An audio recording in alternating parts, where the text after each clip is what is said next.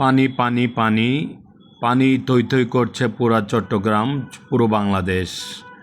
অনেক জেলা প্লাবিত হয়েছে ইতিমধ্যেই। আপনারা দেখতে পাচ্ছেন ইন্ডাস্ট্রিয়াল পুলিশ ৩ চট্টগ্রামের একটা ছোট্ট ইউনিট, যেখানে আমি কর্মরত।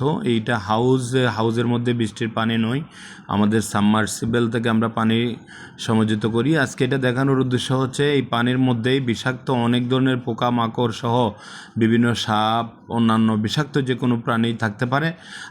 আমরা প্রত্যেকেই হাঁটা চলার মধ্যে সতর্কতা অবলম্বন করব। সবাইকে এটা বিনয়ের সাথে অনুরোধ করতে চাই, কারণ থই থই করছে সেই পানিগুলো কিন্তু শুধু বৃষ্টির পানির উৎস নয়। বিভিন্ন জায়গার থেকে, জলাবদ্ধতা থেকে, নালা নর্দমা, বিভিন্ন জায়গা থেকে, যেখান থেকে আমরা কল্পনা করতে পারি না, ময়লা থাকতে পারে, বিভিন্ন ধরনের দুর্গন্ধ থাকতে পারে। এই সমস্ত পানিকে একটু অ্যাভয়েড করতে হবে। কোনো কারণে পানিতে যদি যাওয়াই লাগে, এর পরবর্তীতে আমরা যেন এটা পরিষ্কার পরিচ্ছন্ন হয়ে যায় এবং এই পানির উপরে ডিপেন্ড করে গোসল না করি, বা এই পানি আসলে পানি কল্যাণের, পানি মঙ্গলের, তবে এখান থেকে সতর্ক থাকতে হবে।